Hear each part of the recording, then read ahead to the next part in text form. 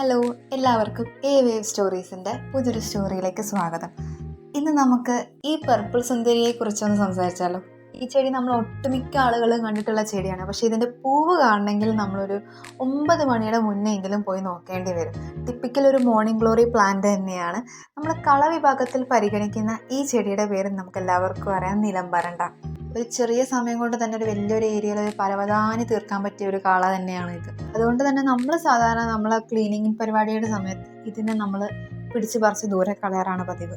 നമ്മൾ വെറും കളയായിട്ട് കണ്ട് വലിച്ചെറിയുന്ന ഈ ചെടിക്ക് ഒരുപാട് ഔഷധ ഗുണങ്ങളുണ്ട്. അപ്പം നമ്മൾ ഇന്ന് നോക്കാൻ പോകുന്നത് അതിനെക്കുറിച്ചാണ്. ഇതിൻ്റെ ശാസ്ത്രീയ നാമം ഡെസ്മോഡിയം ട്രൈഫ്ലോറോ എന്നാണ്. ഇത് വരുന്ന കുടുംബം നമ്മളെ പയറ് കുടുംബമാണ്, ഫാബേസി. ഈ ചെടിക്ക് നമ്മുടെ പുളിയാറിലയായിട്ട് നല്ല സാമ്യം തോന്നുന്നില്ല നമുക്ക്. പക്ഷെ ഇതിനെല്ലാം വ്യത്യസ്തമാക്കുന്നത് ഇതിൻ്റെ ഇലകളാണ്, പിന്നെ അതിൻ്റെ പൂവിൻ്റെ കളറും. ഈ ചെടിക്ക് ഒരു പേർപ്പിൾ കളറുള്ള പൂവാണ് എപ്പോഴും ഉണ്ടാവുക, പുളിയാറിലേക്ക് ഒരു മഞ്ഞ കളറുള്ള പൂവും. ഒരുപാട് ഔഷധ ഗുണങ്ങളുള്ള ഈ നിലംപരണ്ട നമ്മുടെ ആയുർവേദ മരുന്നുകളിൽ ഒഴിച്ചുകൂടാനാവാത്ത ഒരു കാര്യം തന്നെയാണ്.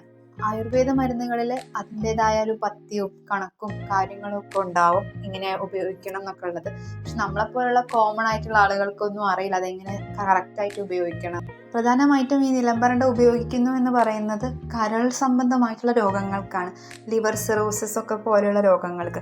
കൂടാതെ ശരീരത്തിലെ നീര് പോവാനും ഇത് ഉപയോഗിക്കുന്നുണ്ടെന്ന് പറയുന്നുണ്ട്.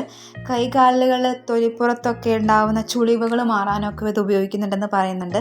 പുളിയാറിലായിട്ട് നേരത്തെ പറഞ്ഞതുപോലെ സാമ്യമുണ്ട്. അപ്പോൾ ഇത് അങ്ങോട്ടും ഇങ്ങോട്ടും മാറിപ്പോകാനൊക്കെ നല്ല ചാൻസ് ഉണ്ട്. ചെടിയെടുത്ത് ഡയറക്റ്റായിട്ട് ഉപയോഗിക്കുമ്പോൾ ഇത്തരത്തിലുള്ള അസുഖങ്ങളൊക്കെ പോകും എന്നല്ല ഞാൻ ഉദ്ദേശിക്കുന്നത്. ഇത്തരത്തിലുള്ള രോഗങ്ങൾക്കുള്ള മരുന്നുകളിൽ ഈ ഒരു ചെടി ഒരു പ്രധാന ഘടകമാണെന്ന് മാത്രമാണ്. നമ്മൾ ചുറ്റുമൊന്ന് കണ്ണുപിടിച്ചിട്ടുണ്ടെങ്കിൽ നമ്മൾ വെറും പാഴ്ചെടി എന്ന് വിചാരിക്കുന്ന പല സസ്യങ്ങളും പല മാറാവ്യാധികൾക്കുള്ള മഹാ ഔഷധങ്ങളാണ്.